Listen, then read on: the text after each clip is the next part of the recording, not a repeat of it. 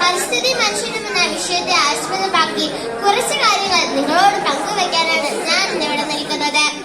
എന്താണ് പരിസ്ഥിതി? ഒരു ജീവിയുടെ പ്രകൃതിദത്തമായ ചുറ്റുപാടിനെയാണ് നാം പരിസ്ഥിതി എന്ന് പറയുന്നത്.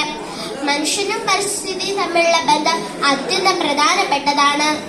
ജീവനുള്ള ഘടകങ്ങളെന്നും ജീവനില്ലാത്ത ഘടകങ്ങളെന്നും പരിസ്ഥിതിയെ രണ്ടായി വേർതിരിച്ചിരിക്കുന്നു. മനുഷ്യന്റെ വളർച്ചയ്ക്കും നിലനിൽപ്പിനും വേണ്ടി ജീവി അജീവി ഘടകങ്ങളായ പരിസ്ഥിതിയെ ആശ്രയിക്കുന്നു. സുന്ദരമായ ഈ പരിസ്ഥിതി ദൈവദാനമാണ് എന്ന് തന്നെ പറയാം.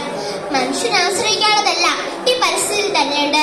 ശ്വസിക്കാൻ ആവശ്യമായ വായുവും വെള്ളവും ഭക്ഷണവും താമസ സ്ഥലവും തുടങ്ങിയതെല്ലാം ഈ പരിസ്ഥിതിയിൽ നിന്ന് തന്നെ നമുക്ക് ലഭിക്കും.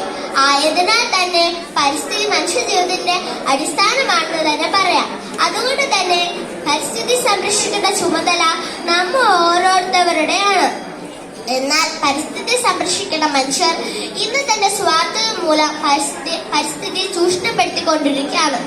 എന്നാൽ നമ്മുടെ പൂർവികന്മാർ പരിസ്ഥിതിയുമായി ഇണങ്ങി ജീവിച്ചവരാണ്. കാലം കഴിയുന്തോറും മനുഷ്യന്റെ ജീവിത ശൈലി തന്നെ മാറുകയാണ്. പരിസ്ഥിതി മനുഷ്യൻ തമ്മിലുള്ള താളം തെറ്റുകയാണ്. മനുഷ്യനെ പോലെ മറ്റു ജീവജാലങ്ങൾക്കും ജീവിക്കാൻ അവകാശമുള്ള ഈ ഭൂമിയിൽ ഇന്നത്തെ മനുഷ്യരുടെ പ്രവൃത്തി കണ്ടാൽ താൻ മാത്രമാണ് ഇതിന്റെ എല്ലാ അവകാശികൾ എന്ന് വരെ തോന്നിപ്പോകും. മനുഷ്യൻ പ്രകൃതിയോട് കാണിക്കുന്ന ക്രൂരതകൾ അതിക്രമിച്ചു കയറുകയാണ്. വയൽ മണ്ണിട്ട് നികത്തുകയും കുന്നുകളിടിച്ചു നികത്തുകയും മരങ്ങൾ വെട്ടി നശിപ്പിക്കുകയും അവിടെയെല്ലാം പടുകൂട്ടിയ കെട്ടിടങ്ങൾ കെട്ടി ഉയർത്തുകയും ചെയ്യുന്നു. കൂടാതെ പുഴ, തടാകങ്ങൾ തുടങ്ങിയ ജലാശയങ്ങളിലേക്ക് മാലിന്യങ്ങൾ നിക്ഷേപിക്കുന്നു. അതോടെ തന്നെ അവ മലിനമാകുകയും ചെയ്യുന്നു. വ്യവസായശാലകളിൽ നിന്നും ഫാക്ടറികളിൽ നിന്നും വാഹനങ്ങളിൽ നിന്നും മറ്റും ഉയരുന്ന പുക വായുവിൽ വിഷവാതകങ്ങൾ നിറയ്ക്കുന്നു.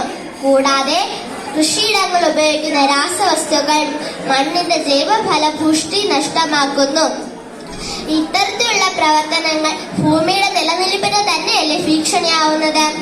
ഇതിന്റെ ഫലമായി വരൾച്ച, പ്രളയം, ഭൂകമ്പം തുടങ്ങിയ പ്രകൃതിക്ഷോഭങ്ങൾ സംഭവിക്കുന്നു.